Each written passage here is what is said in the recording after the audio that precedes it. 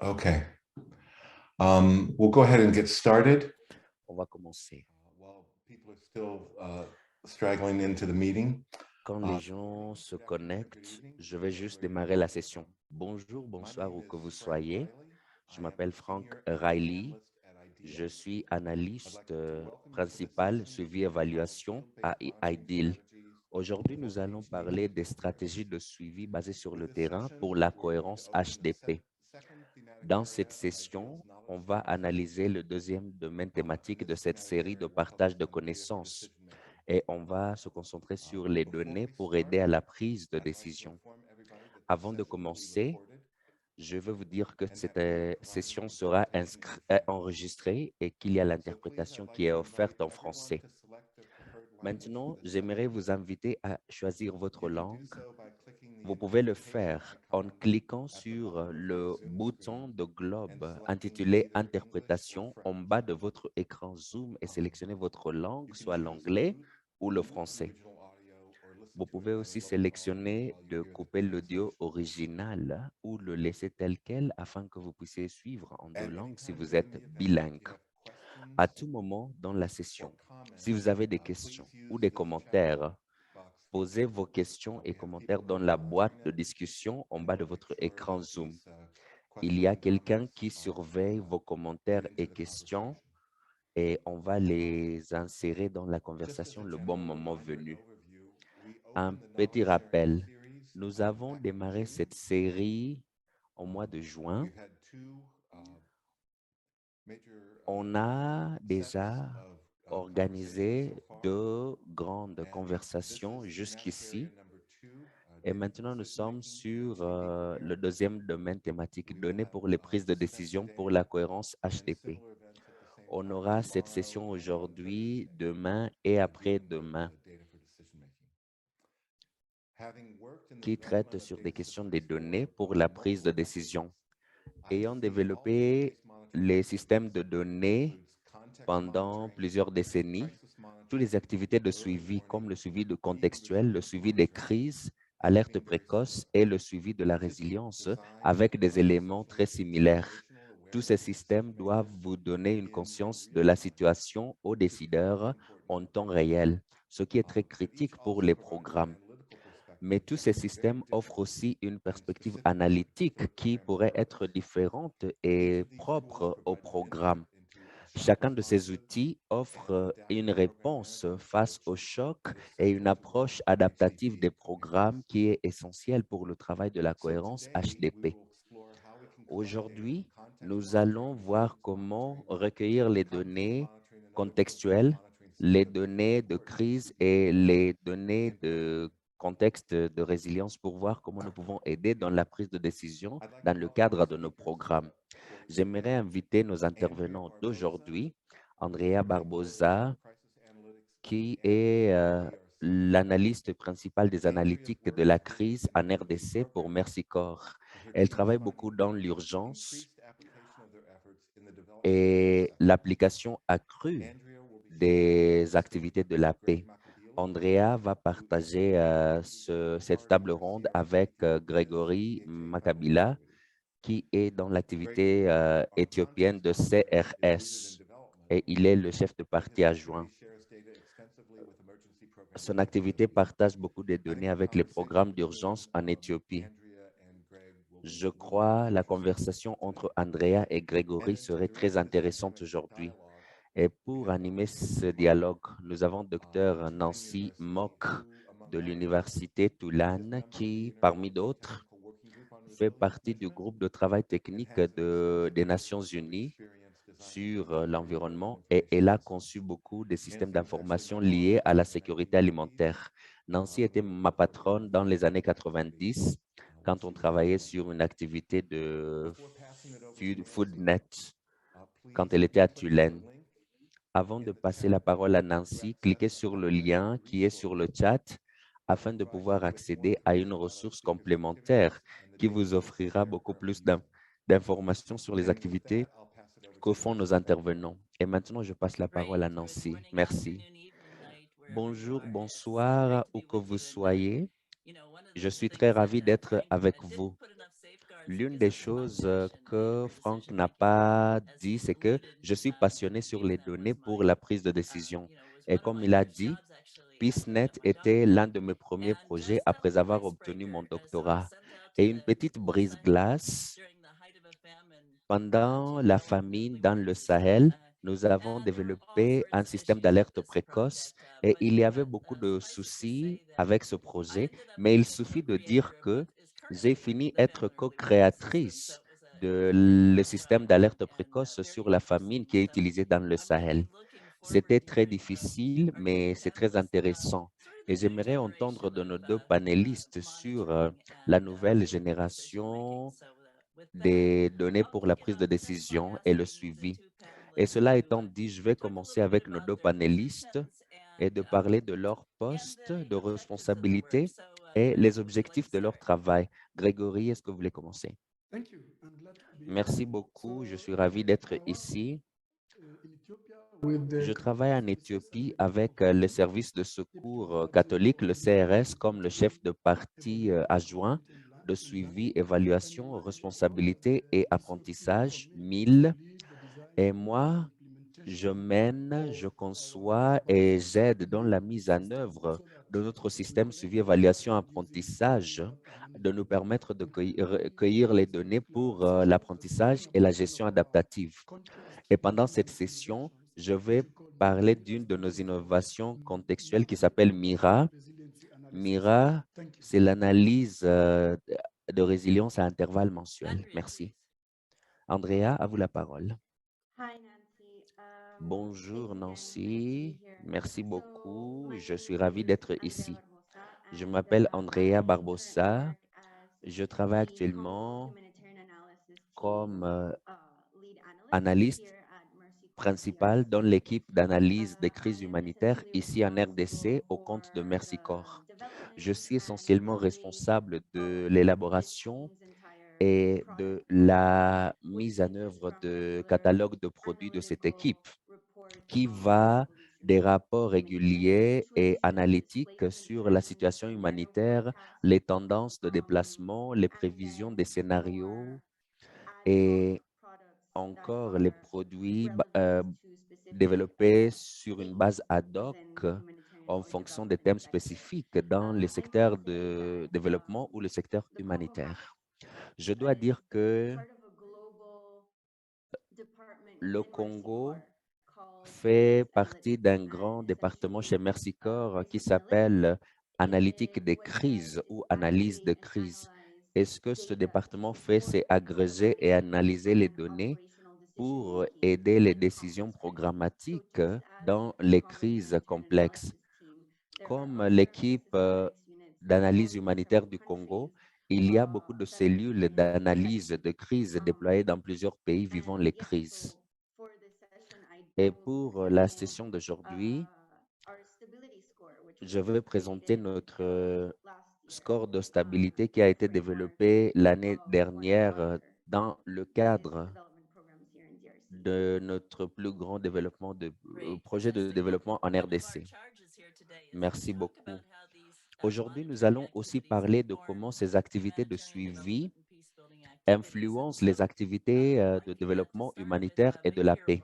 Et j'aimerais commencer avec vous, Grégoire.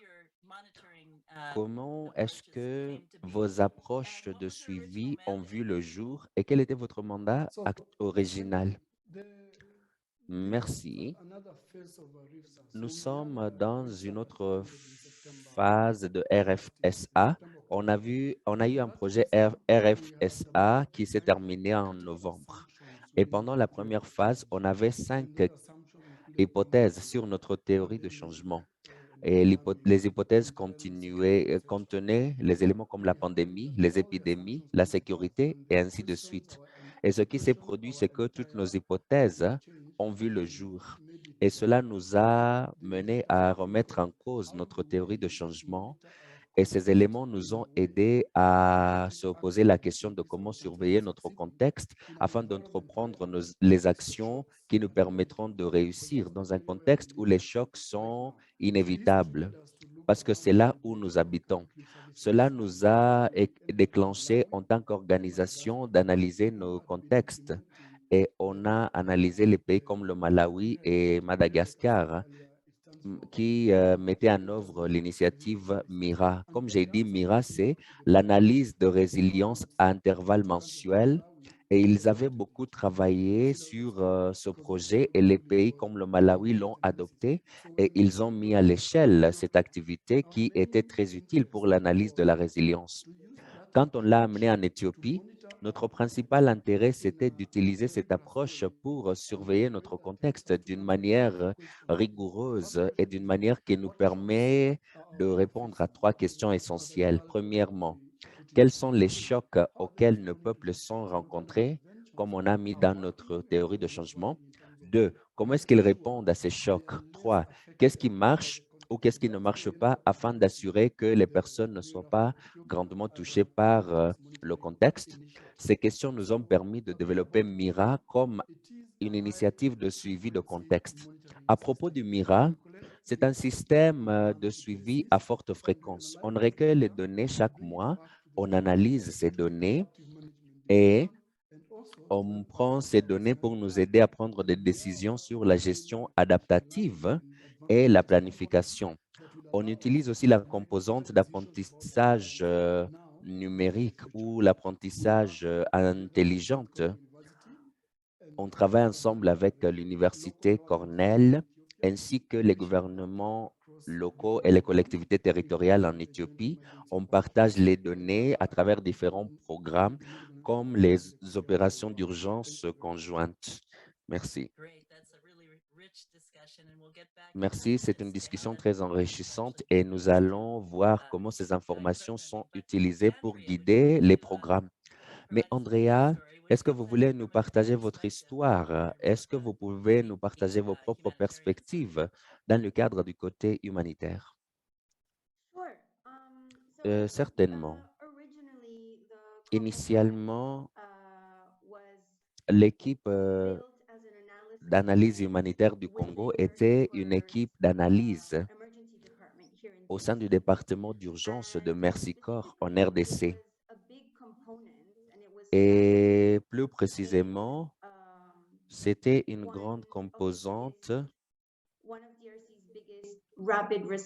qui était dans l'un des grands programmes de réponse rapide de la RDC ici dans l'est du pays.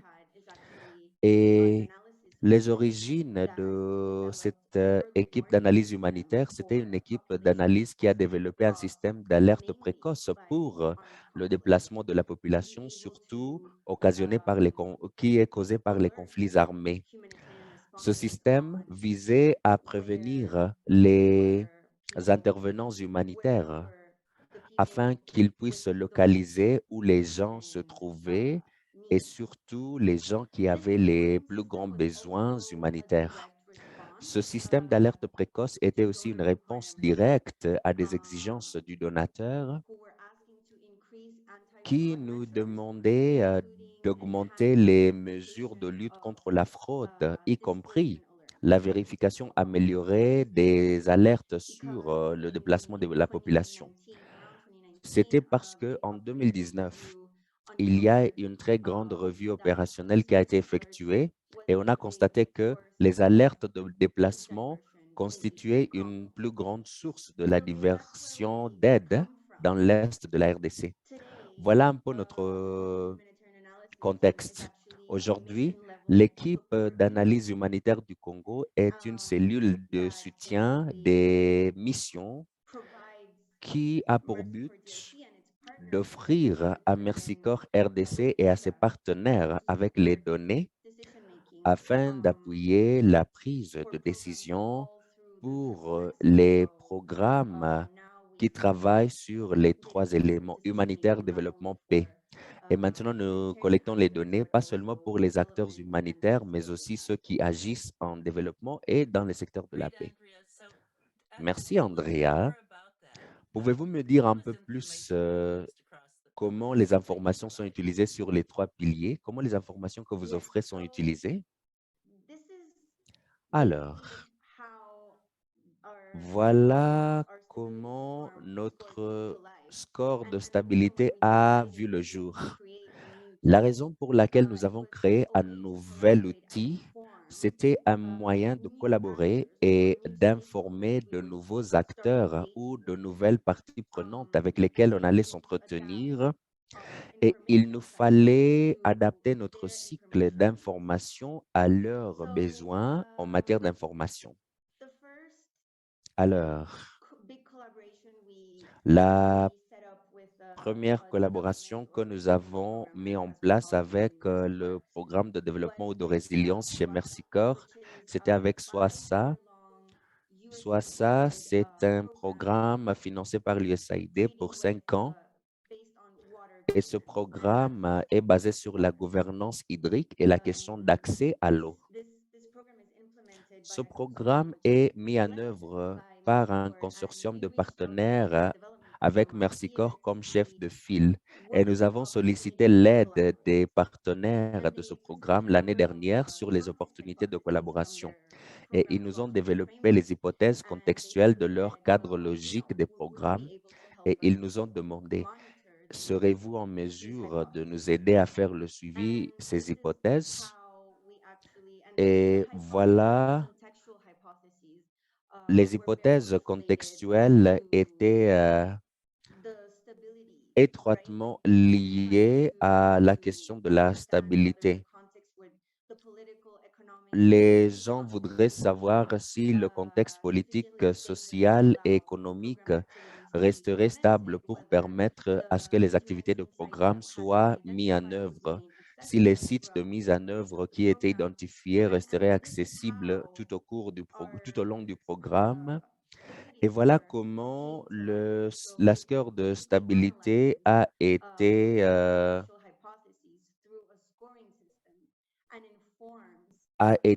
développé. On a développé un système de notation qui informe le programme de l'évolution du contexte afin d'avoir une compréhension du programme, si le programme pourrait contribuer ou pas à la théorie de changement en vertu des facteurs externes qui pourront affecter les activités. L'outil en lui-même, l'outil de score de stabilité analyse 4 dimensions différentes qui sont liées à la première hypothèse contextuelle qui nous a été présentée. Ces dimensions sont dimension politique, dimension économique, dimension sociale et dimension sécurité. Et de ces 4 dimensions d'études, nous avons identifié une série d'indicateurs dans chacune. Il y a entre 4 à 7 indicateurs par dimension et les données que nous recueillons pour chaque indicateur sont notées dans un indice allant de 1 à 6. Et la note moyenne de ces 4 dimensions différentes sont devenues comme une petite capture d'écran que nous offrions aux équipes de programme sur le contexte dans chacune de leurs sites d'intervention. Je pense que je vous ai donné une perspective de comment notre outil de score de stabilité joue un rôle dans tout le cycle de vie du programme et surtout son cadre logique. Essentiellement, nous intervenons pour offrir un soutien aux aspects non programmatiques de la mise en œuvre du programme. Très bien, très bien. Merci beaucoup, Andrea, pour ce résumé très, très succinct de ce que vous faites au Congo. Greg, voulez-vous parler de comment les informations sont connectées sur ces 3 piliers? Oui. La nature de notre programme, vu son emplacement, le programme est implémenté dans la région d'Oromia, d'Éthiopie. Et cette région est fortement touchée par les chocs. Et plus récemment, la sécheresse a affecté cette région et on a vu la mort du bétail et autres choses. Et la manière dont ces données deviennent utiles, c'est que ces données nous permettent d'identifier les besoins des clients et les interventions dont ils ont besoin. Deuxièmement, il y a plusieurs parties prenantes qui agissent sur terrain. Sur les districts où nous opérons, les 9 districts, 4 de ces programmes sont dans les opérations d'urgence conjointes. Et il y a des programmes gouvernementaux dans certaines zones qui viennent en aide en situation d'urgence.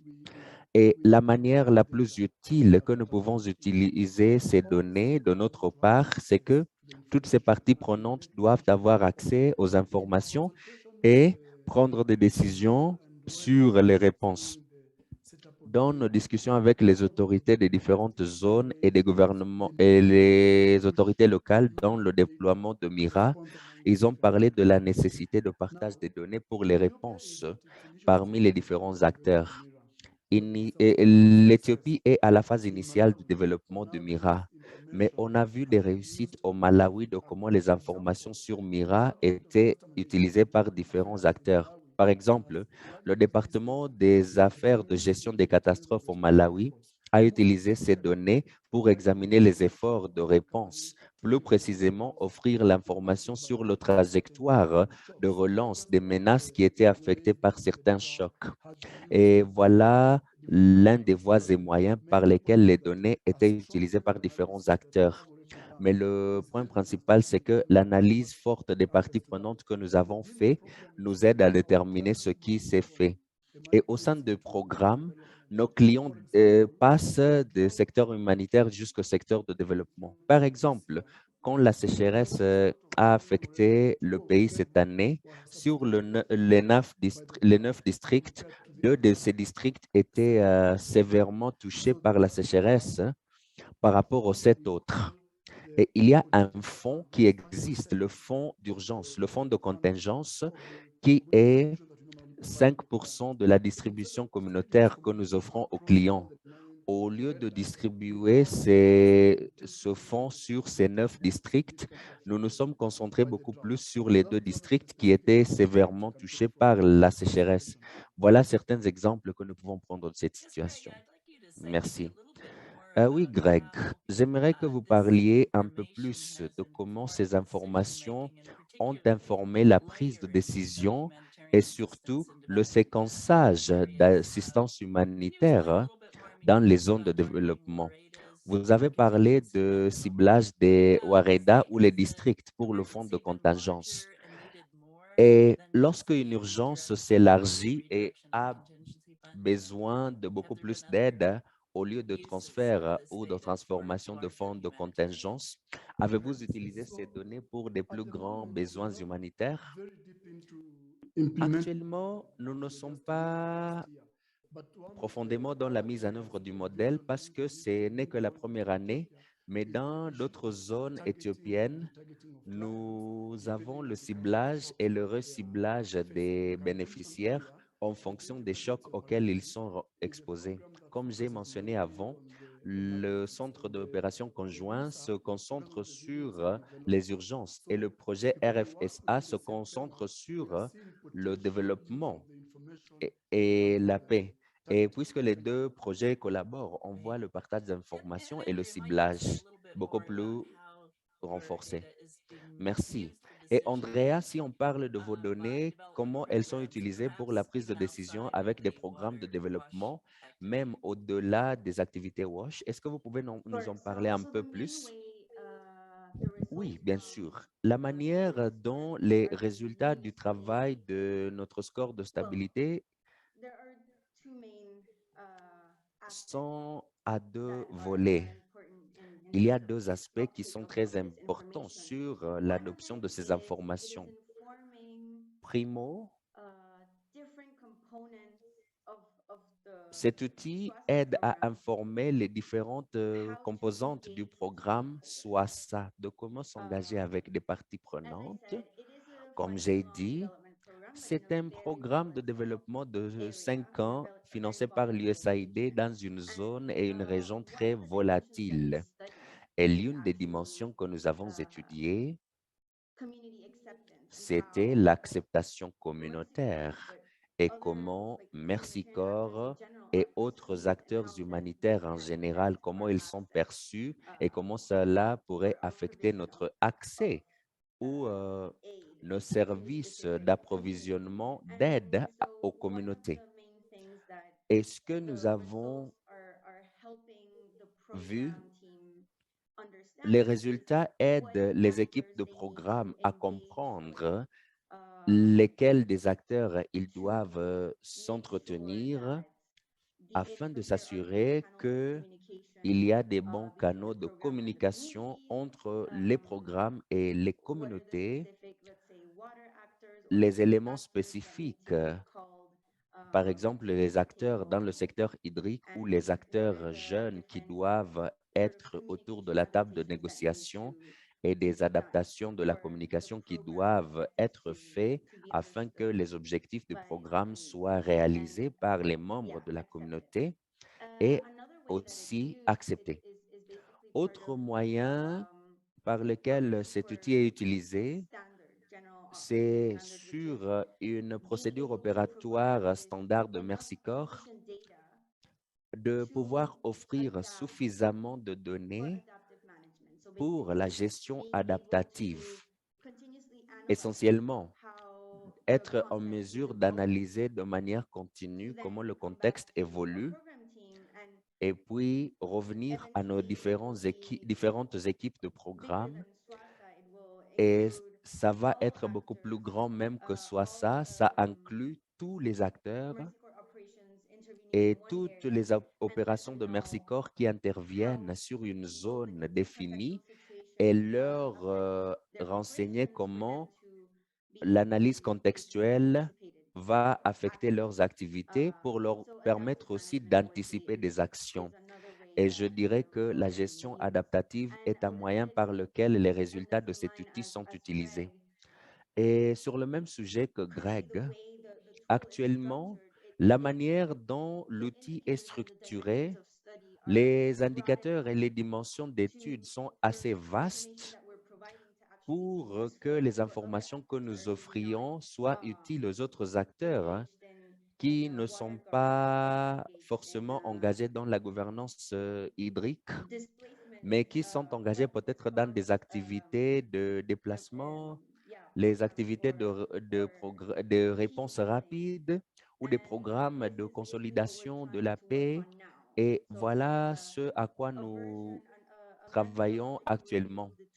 Et une revue méthodologique de l'outil est en cours pour élargir la portée d'informations que nous offrons et ça va être utile pour d'autres acteurs qui agissent sur ces trois secteurs, humanitaire, développement et paix. Très bien. Je pense que vous deux, vous avez parlé de cette dimension communautaire et comme vous avez dit, les activités systémiques, on a découvert qu'il y a des manquements, surtout la manière dont on implique les communautés dans ces activités des systèmes d'information. Et Greg, Mira a beaucoup joué sur cet aspect. Comment est-ce que Mira marche et comment la partie engagement communautaire est So intéressante? the way Mira Merci is beaucoup. structured is, La manière dont Mira est unlike structurée, most of the early warning contrairement mechanisms in à d'autres Ethiopia mécanismes that d'alerte focus at the précoce en community level, Éthiopie qui Mira sont starts au niveau collecting communautaire, data at household Mira level. So in commence this la regard, we collecte de have données au niveau des identified ménages. 44 À cet Kebeles égard, and we nous collect avons data from identifié 20 households. 44 Kébélés, And when we get the data 44 from communautés the et on households, recueille les données we de 20 analyze it, ménages. Et and then quand on we recueille les go données de back to the différents community by ménages, community on engagement analyse ces process. données And it et basically puis means on that we revient dans nos identify processus d'engagement groups communautaire. that existed Ce qui veut within the dire que nous community avons that were identifié des actively groupes involved in qui most of existaient our dans la work, communauté qui where we traitaient les sit questions together and d'alerte identify précoce how do we dans nos take zones. the results On from them s'asseyait avec eux forward, how do we et use on it analysait to comment respond traiter and les drive development résultats and develop pour better savoir comment engagement répondre à notre indicators. niveau What et kind of développer des interventions meilleures we stratégies de prefer réponse. or Quelles are sont les seen more interventions qui sont useful. préférées So ou qui that sont is considérées a comme piece which is plus very utiles important par rapport aux that's autres? embedded within Mira. C'est une The other composante très piece importante that dans makes Mira. this approach useful Autre is composante qui rend cette approche we do utile, not c'est get que enumerators from on outside n'a the pas des community. énumérateurs We have qui recruited viennent de 54 l'extérieur. community on a recruté 44 énumérateurs issus des communautés et qui vivent des communautés où nous opérons. Même si nous ne sommes pas en mesure d'accéder aux communautés qui sont affectées par les chocs, les énumérateurs sont là pour mener les processus d'engagement communautaire, recueillir les données, être des personnes ressources et nous dire ce qui se passe. Troisième chose qui est utile, c'est qu'on leur a offert les tablettes pour nous envoyer les données une fois les données recueillies. Cela nous permet d'avoir les données en temps réel et en temps rapide pour nous permettre d'intervenir. Un très bon exemple, c'est qu'au Malawi, il y a quelques mois, l'équipe des énumérateurs communautaires ont collecté les données une semaine après que le choc s'est produit. Mais quand le gouvernement est allé collecter les données un mois plus tard, ils ont trouvé que ce qu'ils regardaient, c'était le même système. Et avoir un très bon engagement. Troisième chose que j'aimerais mentionner, c'est que ce processus d'engagement n'est pas seulement fait par CRS. Cela se fait en partenariat avec le staff de gouvernement au niveau des districts qui prennent la relève, qui répondent aux chocs et qui parlent avec les gens sur les chocs auxquels les communautés subissent. Voilà l'engagement communautaire que nous avons. Merci beaucoup pour nous avoir partagé ces perspectives. Andrea, voulez-vous parler un peu plus sur l'engagement communautaire et comment vous avez opérationnalisé ces éléments dans vos activités d'analyse des crises? Bien sûr. Pour cet outil, nous avons approché les communautés de manière différente. Nous avons déployé l'outil quelques mois après que le projet ait commencé à mettre en œuvre les activités dans les 4 sites d'intervention. Nous avons initialement beaucoup insisté sur la présence de l'équipe des programmes sur place afin d'atteindre différents membres de la communauté que nous voulions interviewer. Cependant, l'équipe d'analyse des crises de la RDC, comme j'ai dit avant, est créée sur base du mandat que notre principal objectif, c'est de faire la triangulation pour avoir les méthodologies assez rigoureuses pour la triangulation des informations. Nous utilisons encore ce principe dans la collecte des données pour le score de stabilité. On a contacté nos réseaux sur terrain dans ces zones.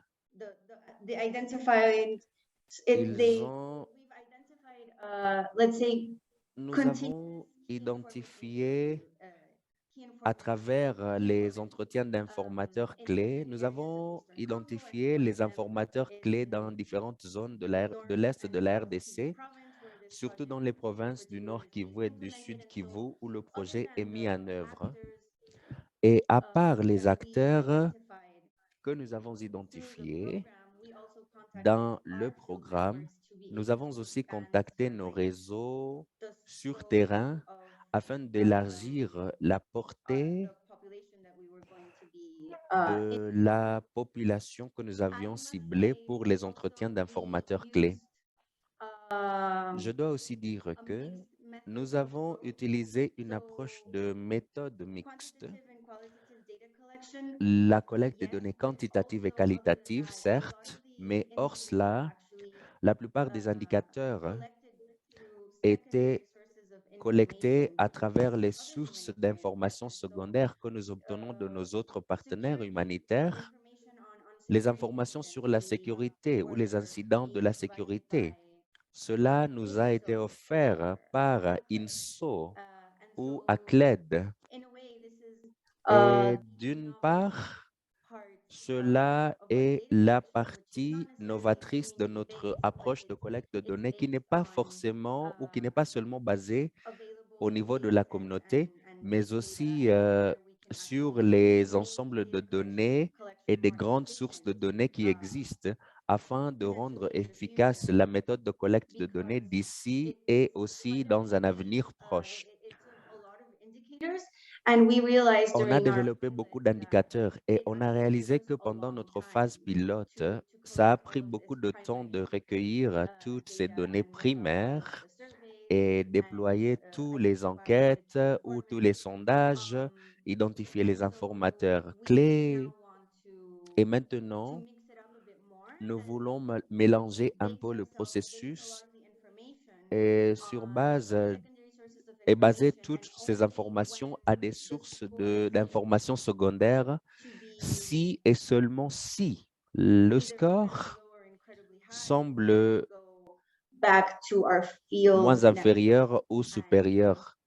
C'est seulement si nous avons ces deux cas où nous allons sur terrain et nous approfondissons un tout petit peu de comprendre ce qui se passe sur une zone donnée en termes de changement économique ou en volatilité économique, l'acceptation politique ou l'acceptation des ONG afin de donner à nos équipes de programme une idée approfondie de ce qui est une préoccupation dans une zone donnée. Très bien. Vous deux, vous venez de citer les activités de l'analyse et parfois l'utilisation des techniques d'analyse. J'aimerais que vous parliez un peu plus de comment vous analysiez les données et comment cela se présente aux décideurs sur d'autres termes. Greg, vous voulez commencer? Oui, je peux commencer. Nous recueillons les données différentes. Tout d'abord, on recueille les informations sur les chocs. On surveille les chocs, l'alerte précoce, la migration. On collecte les données aussi sur les stratégies d'adaptation. Comment les gens font face à ces chocs? Quelles sont les stratégies d'adaptation? On a un indice, l'adaptation des stratégies d'adaptation. Troisièmement, nous avons les données des ménages, comme la diversité. Comment est-ce que les chocs affectent la diversité? La question des salaires. Est-ce que les salaires, les activités agricoles, est-ce que les salaires augmentent ou baissent? Et les activités non agricoles. Nous analysons aussi des indicateurs eau, assainissement et hygiène, les sources d'eau et les sources d'assainissement. Toutes ces données deviennent utiles pour notre planification de programme ainsi que pour d'autres parties prenantes. Parce que quand on analyse les chocs et les stratégies d'adaptation, on peut voir si les gens adoptent les mauvaises stratégies d'adaptation, ce qui tire la sonnette d'alarme chez nous. Parce que nous avons un indicateur spécifique dans notre système de suivi-évaluation, aussi utilisé par le gouvernement, qui surveille le pourcentage des ménages qui ont des stratégies d'adaptation négatives. Et ce qui se fait, c'est que lorsqu'on recueille ces données, on amène ces données à notre équipe technique.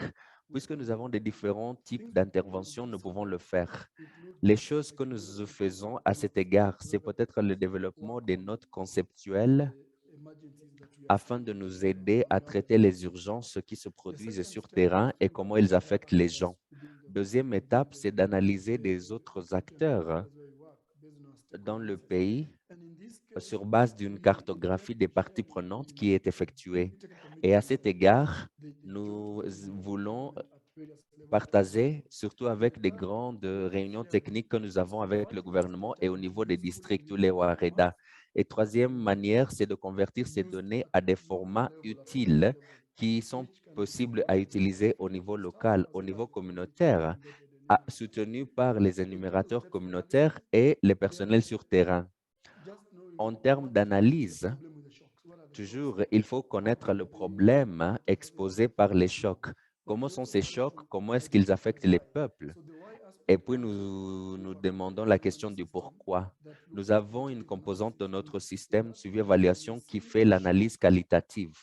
Et quand nous voyons qu'il y a un choc qui nous donne des informations uniques, nous avons des ressources qui nous permettent d'entrer en profondeur sur une étude qualitative ou un suivi qualitatif pour voir comment faire avancer cette activité en matière de réponse. Merci. Très bien. Et vous, Andrea, est-ce que vous pouvez parler un peu plus sur l'analyse? Comment c'est présenté et à qui?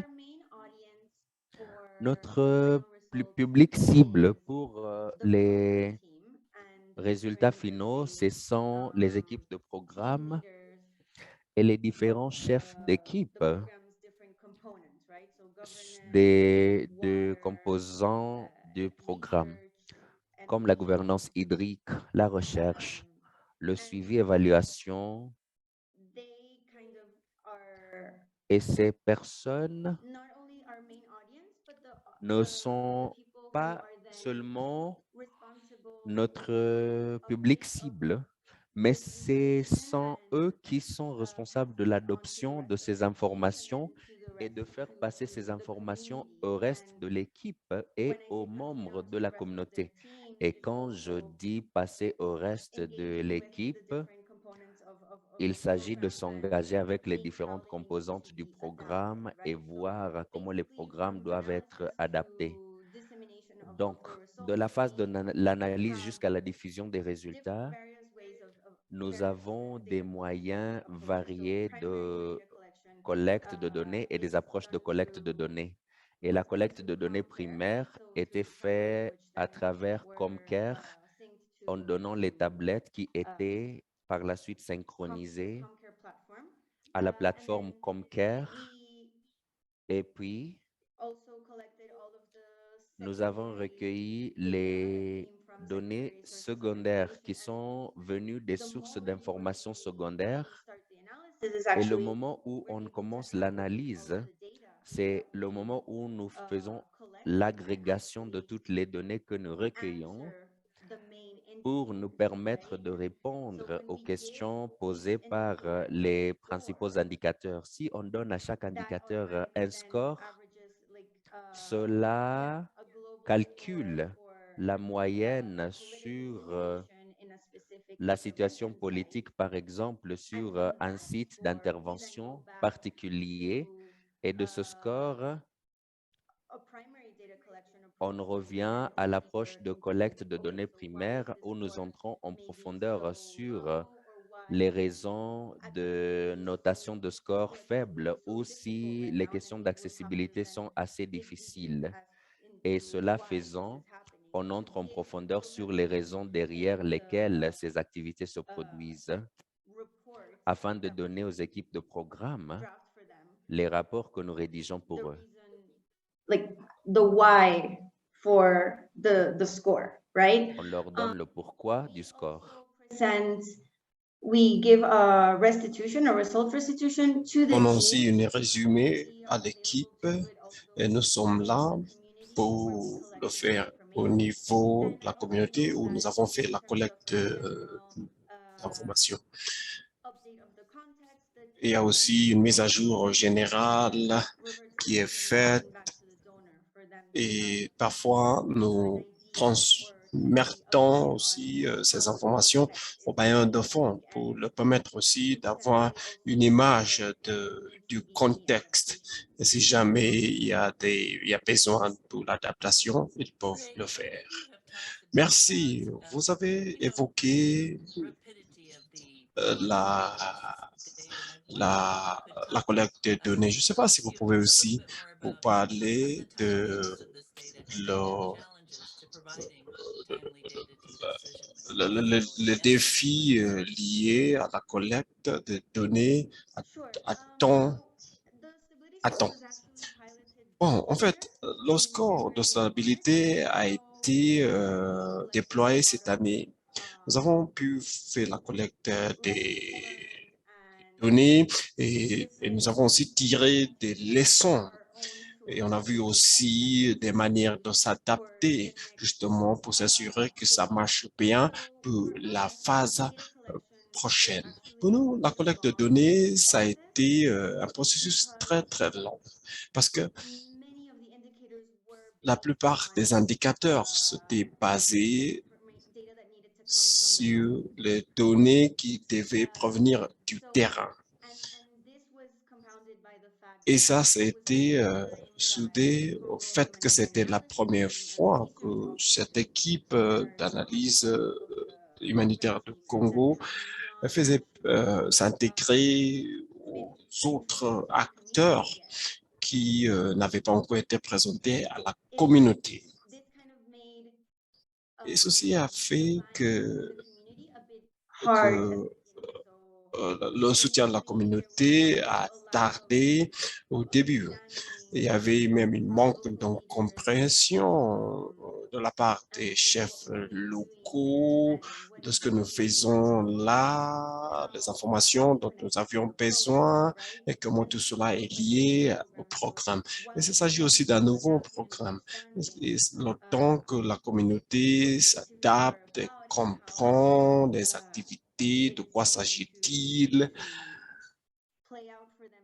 et le rôle que va jouer la communauté, tout cela a pris du temps. Et il y avait aussi une autre série de questions. Donc, sur la base de cela, nous avons décidé de revenir sur l'outil original et de revoir la méthodologie pour la collecte de données, pour le rendre beaucoup plus efficace et de nous permettre de faire la collecte des informations qui sont pertinentes en matière de temps. C'est pour cela que la façon dont nous faisons la collecte de données pour le score de stabilité, c'est beaucoup plus basé sur les sources secondaires d'informations et la mégadonnée et des séries de données disponibles. Ce que nous avons laissé pour la collecte de données primaire, c'est juste un pourcentage assez réduit et des approches aussi que nous utilisons. Je pense que ce que je peux dire par rapport à cette question des informations recueillies à temps. Vous avez mentionné les techniques d'analyse des données et aussi l'apprentissage machine. Est-ce que vous pouvez aussi nous parler de comment vous faites l'analyse des données en provenance des voies différentes? Oui. Bon, pour compléter la discussion qui a été là par rapport à la question de collecte de données à temps, nous avons eu les acteurs de la communauté, nous avons déployé les tablettes, recenseurs pour permettre à ces acteurs de faire la collecte de données à temps. Donc, chaque 2 jours, nous savons qui a fait la collecte de données et nous avons aussi des approches d'incitation justement pour les encourager et motiver. Et ça, c'est sur la base des ménages visités et les données soumises. Et nous avons aussi une mesure pour vérifier ces données et vérifier l'authenticité. Similaire à ce qu'a dit Andrea, nous avons utilisé Concea comme plateforme de collecte de données. Nous faisons aussi la visualisation de données en utilisant le logiciel Power BI et nous avons un analyste de données et les moniteurs au niveau du terrain. Donc, premièrement, il faut comprendre la situation. Et nous avons aussi des rapports standardisés de Power BI. Lorsque nous élaborons, il y a aussi d'autres rapports qui sont élaborés selon les besoins. Par rapport à l'accès au rapport, il y a 3 approches que nous allons employer parce que nous n'avons pas encore déployé. La première, c'est la traduction. Donc, nous allons faire la traduction et deuxièmement, nous allons aussi avoir des versions papier imprimées qui vont aider la communauté d'accéder à ces données. Et troisièmement, nous allons développer les aides pour faciliter ces approches au niveau de la communauté. Par rapport à l'apprentissage de machine, ceci a marché très bien au Malawi, mais nous n'avons pas suffisamment de données pour l'initier ici maintenant, mais c'est en cours de développement ici en Éthiopie. André, est-ce que vous pouvez aussi nous parler des sources secondaires de données et comment est-ce que vous faites l'analyse de ces données? Bon, pour les sources secondaires de données que nous utilisons étaient pour l'information de la sécurité parce que vous savez qu'il y a des partenaires humanitaires en RDC qui se focalisent sur le suivi de la situation sécuritaire. Et comme ils sont beaucoup plus chevronnés que nous,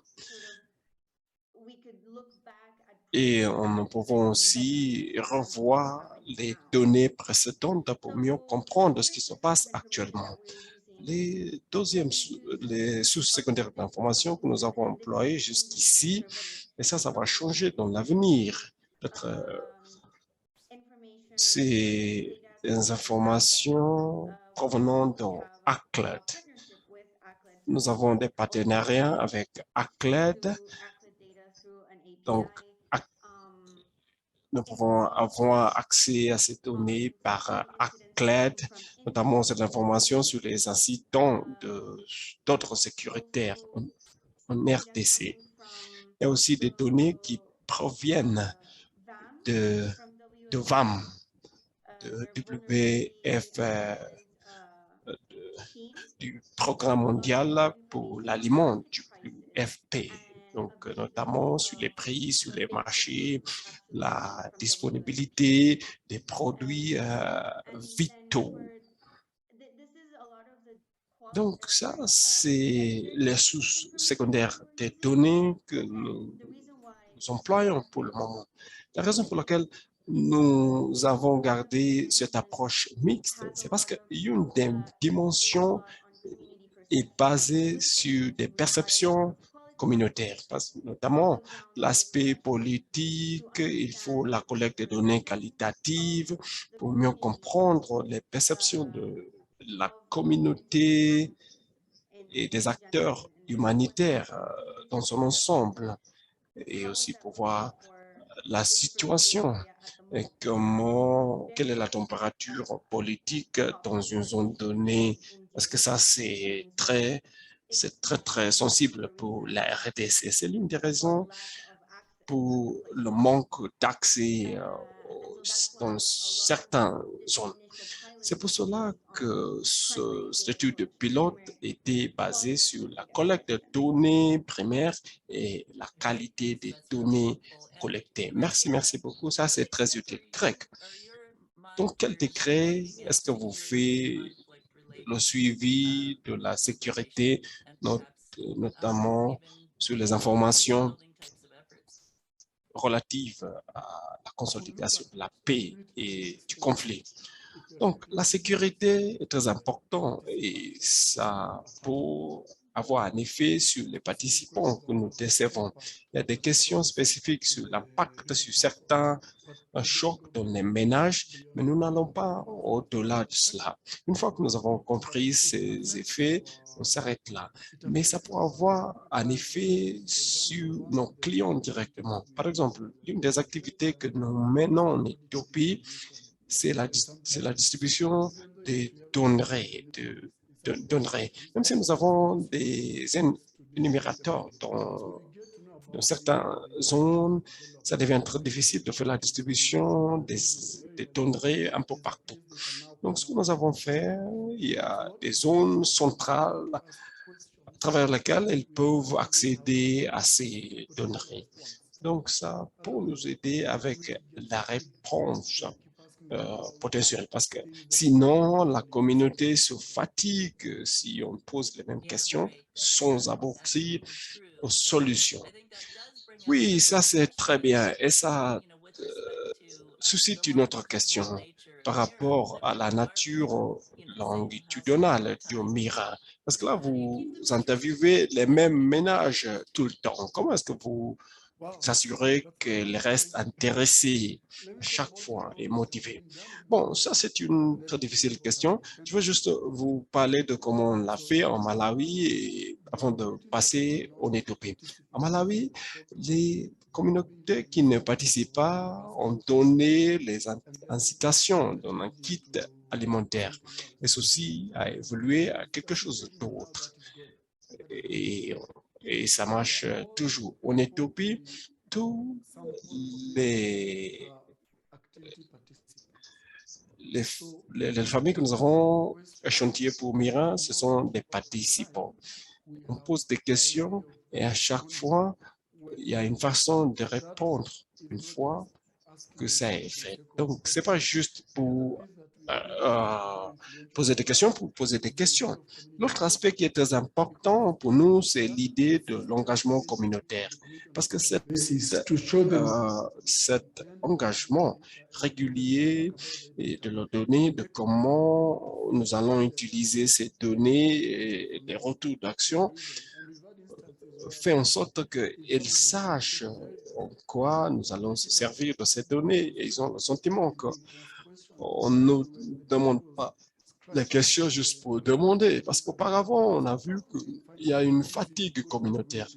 On l'a vu où il y avait même des personnes qui ne voulaient pas aller dans la communauté pour poser des questions, parce que souvent, les gens posaient la question, quelle va être la suite? L'autre aspect qui est très important, nous allons continuer à demander aux membres de la communauté de comment rester engagés. Parce qu'on anticipe qu'au fil du temps, il peut y avoir des défis, mais on verra comment relever. Il y a un autre défi, c'est la migration, notamment lorsqu'il y a des chocs comme la sécheresse, il y a la migration de communautés. Oui, là, il y a beaucoup d'évolutions en grec. Maintenant, nous allons passer aux questions qui ont été posées par des participants.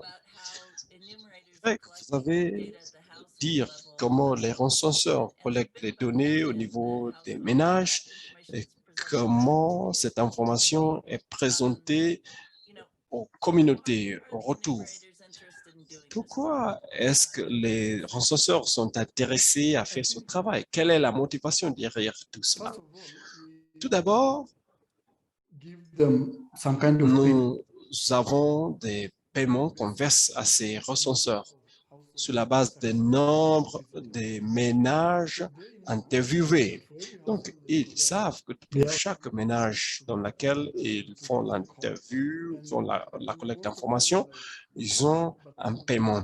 La plupart d'entre eux, ce sont des gens. Donc, voilà la première incitation. En payant, normalement, on les paye par la qualité entreprise et ça peut les motiver à faire un bon travail. La deuxième chose, c'est l'investissement dans leur trajectoire professionnelle. Nous avons mis en place un module de formation et nous avons des formations de recyclage de compétences à chaque fois. Donc, nous voulons maintenant même avoir des programmes de recyclage, de remise à niveau pour justement leur permettre d'acquérir des compétences. Troisièmement, comme ils nous donnent des compétences, ils deviennent aussi une personne ressource pour le suivi et l'évaluation.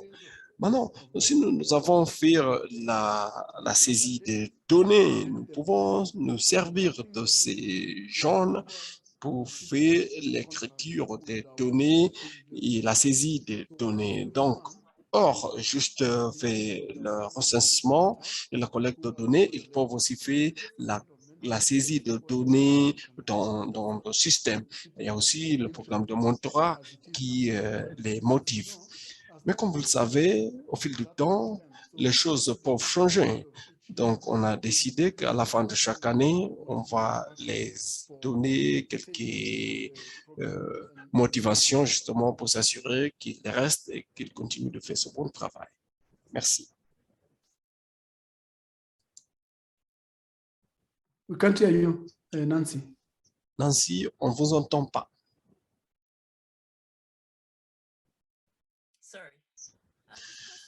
Je m'excuse. Il y a une question sur les recenseurs communautaires. C'est très intéressant.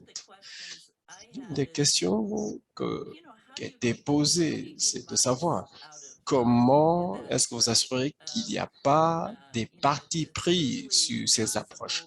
Parce que c'est possible que ces recenseurs communautaires peuvent être assujettis de la pression de la part de la communauté pour justement accroître les ressources comment est-ce que vous gérez ce problème des données biaisées ou bien des partis pris? Le risque est là. Le risque est là et est réel. Mais on commence par expliquer à la communauté la raison pour laquelle nous faisons la collecte de données et comment nous allons nous servir de ces données. Une fois que la communauté est au courant de l'objectif de la collecte de données, donc ça peut minimiser les données biaisées. La plupart de nos modules que nous proposons pour aider à régler ce problème-là. Par exemple, lorsque nous demandons une question comme quelle est votre source de ressources hydriques, nous n'arrêtons pas juste aux réponses. Nous pouvons avoir des coordonnées du GPS, justement, pour s'assurer qu'il y ait une vraie authenticité des informations. Donc, en revenant à la communauté avec les résultats, ils peuvent appréhender la valeur de l'honnêteté dans la collecte des données. Et l'autre chose, nous payons ces recenseurs sur la base des données de qualité. Et nous avons aussi des mécanismes pour vérifier. Notamment, il y a des ménages qui sont sélectionnés aléatoirement, justement, pour s'assurer que l'entretien était bien fait et justement pour savoir si ces recenseurs ont suivi les protocoles qui sont suggérés, notamment aussi pour protéger les répondants en observant aussi des protocoles de la COVID-19. Andrea, la qualité de l'information, notamment sur les données primaires que vous collectez, comment est-ce que vous assurez qu'il y ait de la qualité de ces collectes de données? Bon, à ma connaissance, Mira est un peu différent de le score de la stabilité. Premièrement, nous sommes une unité de soutien qui fait l'analyse des données pour les programmes, pour les permettre de se servir de ces données comme il faut. Donc, nous avons moins d'interaction avec les communautés, mais aussi étant donné de la nature et des origines de Congo-Hat, nous n'avons pas vraiment exploité la collecte de données qui proviennent des membres de la communauté eux-mêmes.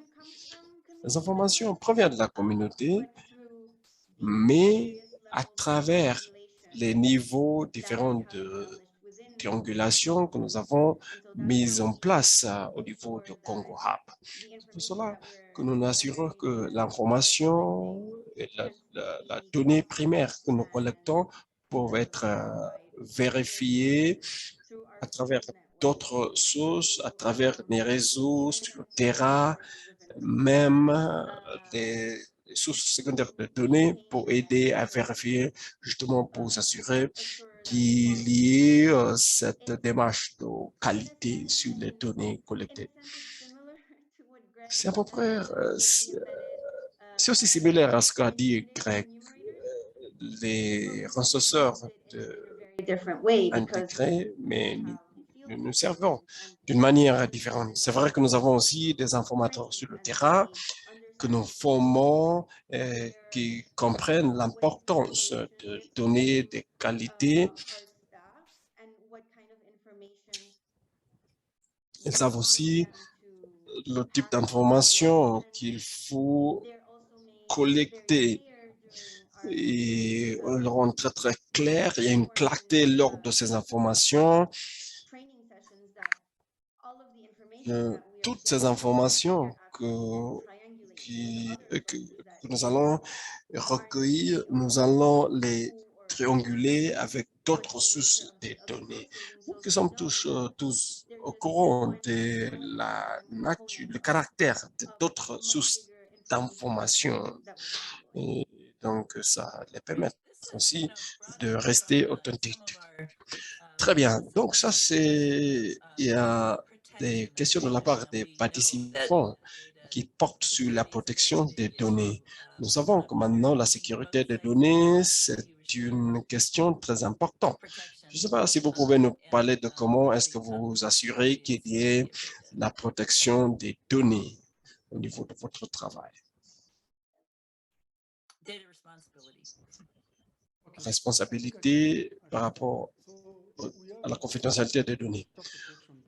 Moi, je vais commencer. Nous disposons d'une politique pour la protection de données, et même à travers, lors de la formation des recenseurs, nous abordons cette question de la sécurité des données. Mais pour être beaucoup plus spécifique, chaque recenseur se sert d'une tablette pour faire la collecte de données et un logiciel qui est intégré qui nous permet d'assurer la protection de cet appareil. Donc, nous pouvons faire la gestion de ces données à distance. Et tous ces appareils disposent d'un nom d'utilisateur et un mot de passe. Donc, ceci veut dire que personne d'autre peut se servir de ces appareils pour accéder aux données collectées. Même au niveau du système, toutes les données qui sont partagées, notamment, ont des identifications personnalisées et sécurisées parce que nous ne partageons pas ces codes avec qui que ce soit. Il faut que uniquement les personnes autorisées qui peuvent accéder à ces données. Lorsque nous avons des rapports, nous assurons l'anonymat des données. Voilà comment nous faisons pour assurer la protection des données. Et comme j'avais dit tout à l'heure, nous avons des politiques très, très fermes portant sur la collecte des données et la protection des données. La première chose que nous faisons aussi, c'est le concertement. Lorsque nous assurons la collecte de données, il y a le concertement tout d'abord, il y a le concertement pour la collecte de données, et il y a aussi le concertement pour le processus de protection de données. Bon, André, voilà, moi, je veux dire que nous avons aussi des politiques, des principes de protection des données et quelques lignes directrices au niveau de notre agence qui nous permettent de s'assurer qu'il y ait la protection de données, la confidentialité des données. Et même lorsque nous sommes sur le terrain, il y a des mesures qui sont proposées pour justement assurer la protection des données brutes sur le terrain. Et ça, c'est assuré par du personnel. Une fois que nous alimentons les données sur le serveur, nous faisons l'anonymation des données. La personne qui est chargée de cela dispose d'un mot de passe justement pour accéder au serveur. Donc ça, c'est un aspect qui est assez similaire à ce qu'a dit Greg et qui est conforme aussi des directives de protection de données. Toutes les données que nous collectons, même les données qualitatives, sont transformées à une formule binaire ayant des réponses oui ou non qui peuvent alimenter le score global. Donc, au-delà du fait que les lignes directrices de protection de données sont respectées, on a juste besoin de la réponse spécifique qui a été donnée. Et ça peut nous aider à remplir les questions, oui ou non, pour aboutir au score moyen pour chaque indicateur. Donc, pour nous, ça le rend beaucoup plus facile d'avoir les données anonymisées parce qu'on n'a pas besoin de ces informations, sont les anonymiser pour Research. les rendre Yes. anonymes. Parce que nous sommes intéressés juste à des réponses oui ou non, We got answers. des nombres de participants qui ont répondu à nos questions. Très bien. Je pense qu'il y a deux questions qui restent. J'ai essayé de regrouper les questions par les participants. Il y a des forums et des mécanismes dans lesquels vous faites le partage de données. Est-ce que vous pouvez nous parler de cela? Est-ce que vous faites aussi le sondage pour savoir le niveau de satisfaction de vos répondeurs? Commençons par la deuxième question. Nous n'avons pas encore arrivé à ce stade. Nous n'avons pas fait le retour d'information pour savoir le niveau de satisfaction. Mais l'une des étapes qui sont intégrées à Miran, c'est la contextualisation du questionnaire. Et là, il faut cibler les utilisateurs potentiels pour voir si ça va satisfaire à leurs besoins. Changer aussi, modifier le questionnaire sur la base des rétroactions. Et là, nous avons vu le niveau des responsables gouvernementaux, d'autres acteurs en Éthiopie et aussi des technocrates. C'est pour cela que vous voyez sur nos modules, il y a ces aspects-là. Mais nous n'avons pas encore fait l'examen de toute satisfaction des clients. Est-ce que vous pouvez répéter la première question? Où sont les forums ou bien des mécanismes sur lesquels vous faites le partage de données? Il y a beaucoup de forums au niveau différent. Au niveau communautaire, il y a le forum d'engagement communautaire. Nous avons aussi des groupes de travail pour la sécurité alimentaire. Nous avons aussi des groupes de l'alerte précoce au niveau de la communauté. Nous avons aussi d'autres forums d'engagement avec d'autres acteurs avec qui nous pouvons partager les données. Comme il y a un groupe multi-acteurs pour l'analyse de la situation et aussi d'autres structures internes au niveau de notre organisation. Et nous avons des activités trimestrielles justement pour le partage de données. Et au fil du temps, il va y avoir aussi d'autres forums dans lesquels nous allons partager ces données. Andrea? Oui, Nancy. Bon, moi, j'ai voulu mieux comprendre.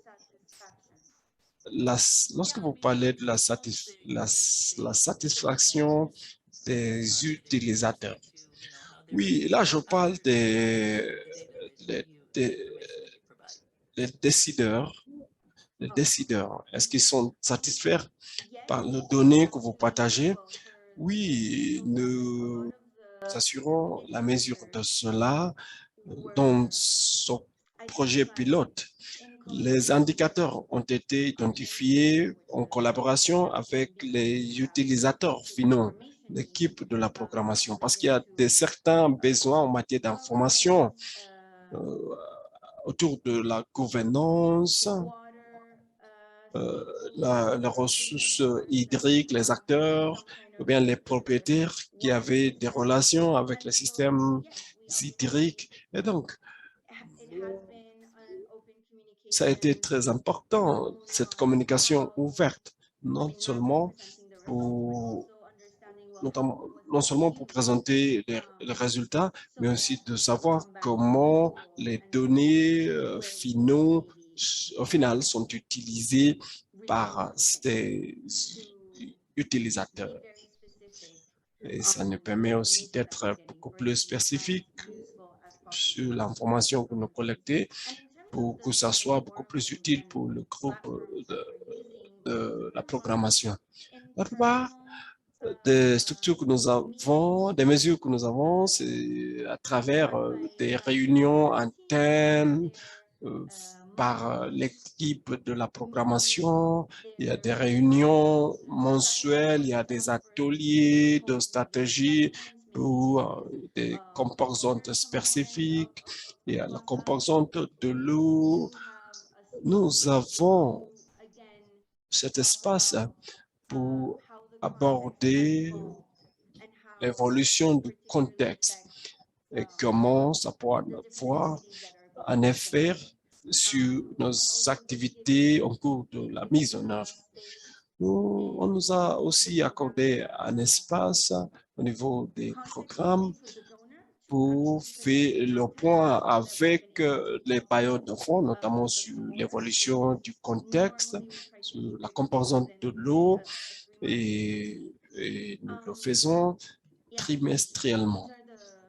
Voilà les plateformes à travers lesquelles nous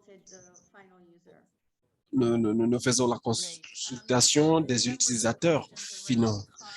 Il y a aussi des questions autour des coûts et la durabilité de ces approches et vos plans ou bien les stratégies des sorties. Je ne sais pas si vous pouvez, je suis sûr que vous ne pouvez pas entrer dans le détail, notamment au cours, mais d'une façon très globale. Est-ce que vous pouvez nous parler de ces cours et quelles sont vos stratégies de sortie et comment assurer la durabilité de ces activités? Je peux commencer. Nous avons des moniteurs, 44 moniteurs communautaires. Nous rassurons le renforcement de la capacité de ce genre. Ils vont rester très utiles même après le programme. Par rapport à la potabilité de ce genre, nous voulons mettre en place un modèle qui peut être adopté par le gouvernement à long terme. On l'a vu au Malawi. Nous avons fait la consultation auprès du gouvernement, le gouvernement local, de la collectivité territoriale. Et l'une des stratégies de sortie, c'est de léguer ce processus à ces gouvernements locaux. Donc, c'est en cours de discussion. Nous ne savons pas sur quelle forme ça va être là, mais pour le moment, nous voyons que tout le monde est reconnaissant de la valeur de données de qualité. Les autres personnels aussi font partie de l'équipe de suivi d'évaluation. Par exemple, le personnel qui travaille sur les questions de l'environnement travaille avec la communauté pour justement faire la mesure du choc. L'information qui en provient sont partagées avec le gouvernement et nous assurons que le gouvernement ait accès à ces données. Voilà le stade actuel et nous voulons renforcer ce partenariat en allant de l'avant pour permettre au gouvernement d'adopter cette méthodologie. Andrea. Yes, so in terms of Oui, par rapport of this de ce projet, à la taille de ce projet, nous sommes une équipe très restreinte qui doit couvrir une zone très vaste au quotidien, justement pour faire le suivi de l'évolution du contexte dans la partie de l'Est de la RDC. Donc voilà, les stades actuels, nous sommes en train de réexaminer les outils pour les rendre plus pérennes et durables. Par rapport à la stratégie de sortie ou bien de la transition, nous n'avons pas cela. Et ce n'est pas lié à un programme donné. Donc pour le moment, nous ne faisons que la collecte des données sur le contexte qui peut être utile aux autres utilisateurs. Voilà le stade actuel. Comme j'avais dit tout à l'heure, nous sommes en train de revoir la façon de la conception de l'outil et la plupart de ces questions vont être pour examiner les sources secondaires d'information, notamment qualitatives. Ça va assurer l'efficacité et ça peut nous permettre d'avoir des résultats quasi temps réel qui peuvent être très utiles pour le travail humanitaire. Donc, au lieu de changer les données que nous collectons et les adapter, nous sommes en train aussi d'élargir l'envergure de l'étude.